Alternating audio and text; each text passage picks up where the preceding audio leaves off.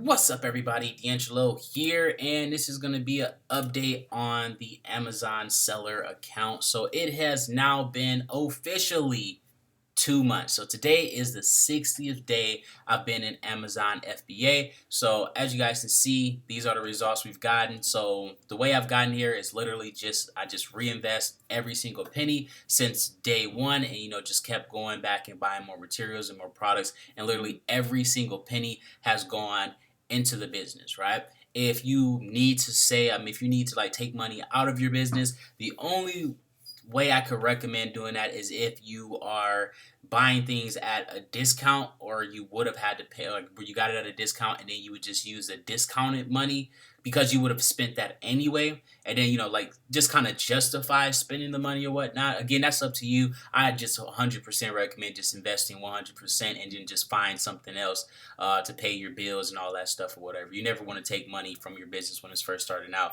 but again, to each their own. So today we are on $117, and for the last 30 days we are on $4,497, 264 units sold. And we go over here to the app. You guys see that everything is exactly the same. So we click that.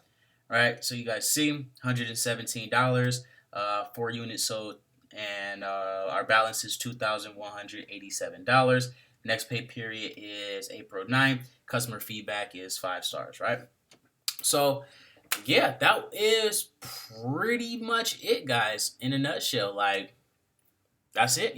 So, that's our day 60 here. Again, for my people out there that's, asking for training and stuff like that, or for your Team DeAngelo member, I keep putting these type of videos out, just to motivate you guys. Like I said, if you're a brand new person, this is absolutely the easiest way to make money online if you got a little bit of money. If you don't have any money, CPA is by far your best way to go. If you have a lot of money and you had to choose between this and CPA, it really depends on your risk tolerance. This right here, there's no risk at all. But with CPA, there's, quite a bit of risk when you don't know what you're doing. You have a lot more expenses, but you make way more money for the most part, depending on if you're doing retail arbitrage. There's a whole bunch of stuff that go into it.